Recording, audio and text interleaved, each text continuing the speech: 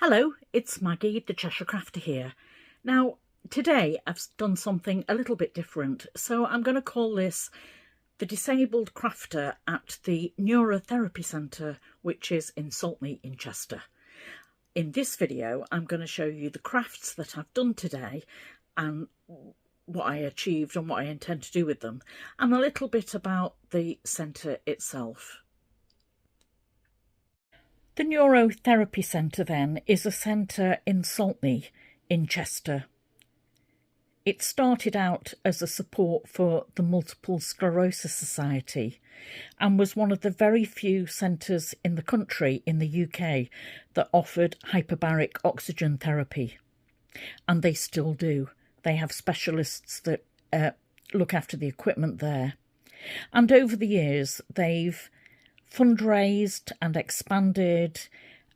They are a registered charity, and because of gift aid in this country, they're able to top up the donations, but they'll do fundraisers. They've actually been going for 40 years then, and the centre is manned by a manager, supported by physiotherapists, occupational therapists, complementary therapists, art therapists, and supporting visiting counsellors, visiting advisors about benefits, and there's an army of volunteers. Now, it's open to anybody who has a neurological condition. It used to be that you needed a referral from your GP, but now you can go join as a membership and the centre will contact your GP for your medical information. It's a centre with a social hub, and it supports those with neurological conditions and their carers. Now, I paid £30 for an annual membership, and a carer can join for half that price, £15 annually. And there are some costs for some services, but I've been to an art class today and that was free. That was supported by outside funding. Mainly run by physios and occupational therapists, this centre then is also a training ground for students of occupational therapy. It links up with the Walton Centre, which is a centre of excellence for neurological conditions in Liverpool, and recently they've linked up with another centre to look at exercise therapy for those who are paraplegic but want to exercise. Initially, I need to be assessed by a physiotherapist to see what my condition is and what I'm able to do, and then she will recommend certain therapies for me. And today I've got round that issue because I just went socially and for an art class. So on Friday, I'm going to go and the physio will tell me, due to my conditions and what I'm able to do, she might refer me to some of the one-to-one sessions, some of the private gym sessions. I used to go to a Pilates group class, but I used to faint while I was in there because of a cardiac condition. So she might ban me from those. But I might now be able to do some seated exercise, and particularly do some exercise that looks at strengthening my core strength and balance. So it's encouraging exercise and well-being, and it provides information and also a social hub, because we've got together with 8 other ladies today and just had a bit of a giggle. Because the cafe is run by volunteers, I was able to go and have some lunch and a coffee while I was there. I was able to get a taxi to and from it, but actually Chester Plus Bus, which is the disability service, runs a service to and from it, which I might look at using in the future. Over the years, I've been able to fundraise for the NeuroTherapy Centre and then donate once a year when the government will double the donation. And I usually do that by selling cards or Christmas cards. And I think you can see here the type of services that they offer. Now, that centre that I mentioned that they link up with is the It's the Greenbank Sports Academy in Liverpool. And I think if somebody was an injured veteran or a disabled but mentally active and they wanted to do some more proactive sports, that the Greenbank Academy in Liverpool would help them support this. They also link up with local sports centres, including the sports villages that have swimming pools in them. Now, I'm banned from doing the swimming pool in it because of my cardiac arrhythmias. But I will say it's an excellent service and I'm pleased to be able to go back to it again. Looked at the information related to oxygen therapy. It looks like a diving bell.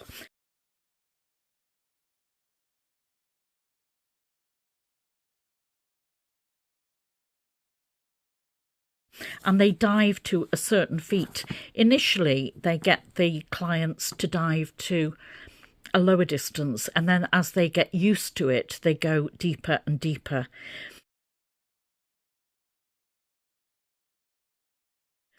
And they have special engineers and technicians on hand to look after this equipment.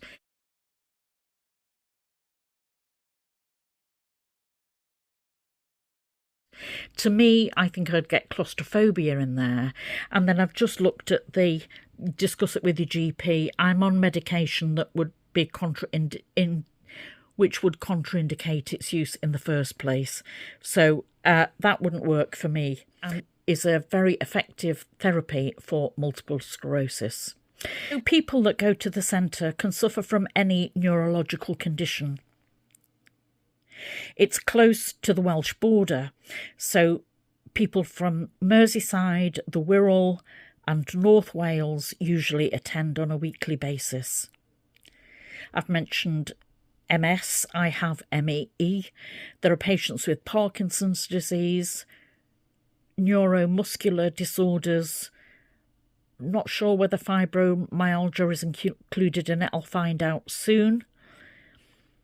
And I met a lady with a condition that I'd never heard of. Of course, there are so many conditions. Once you've been diagnosed with a neurological condition, you need the exercise, you need health and well-being, and you also need emotional support. And because many people are supported by family members who are carers, then the carers need support and advice too. So all in all, this is an excellent centre. If you haven't heard of it before, look it up. Here are the contact details.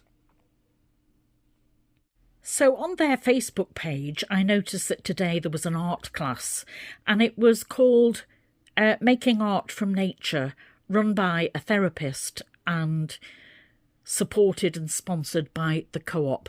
So I got a taxi there and back and I went along, and along with 8 other ladies that have neurological conditions, we had some lunch, coffee, bit of a giggle while we're trying to create art.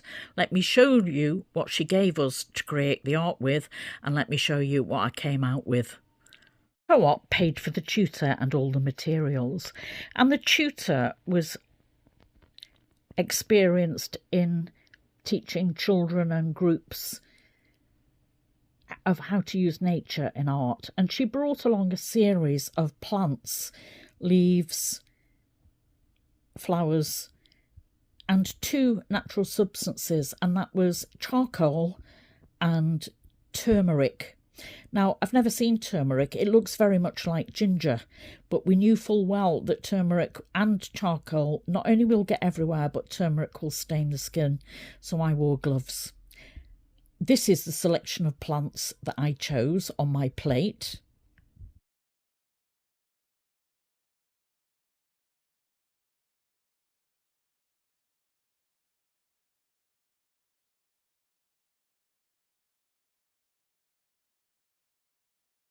She passed round a pestle and mortar, which were very heavy in the first place, and asked us if we'd crunch up the charcoal, which most of us have got problems with our hands, and I couldn't actually do it.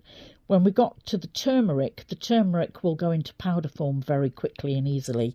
She then added water so that we could paint it on, dip the plant items into or paint around to get a negative space into the two colours. And this is what we came up with. These are cards with envelopes, and it's an absorbent paper. It isn't a watercolour paper, but it's just a cheaper card. And then I stamped on it with the charcoal to create leaves and stems. And then I used clover dipped in turmeric and something with a spike on it. I can't remember what it was called, to try and create a spike in turmeric. That's one. The second one, I found that when I dipped the clover into turmeric and charcoal, I got a different effect, and I really like the differing colours I got there. It's rather impressionism, isn't it? And this one is upright. This one looks more like fireworks to me. But I intend to finish that off with some extras. So I'll make this a mixed media card. And they're ideal, just little notelets, or just a note or a little thank you for somebody.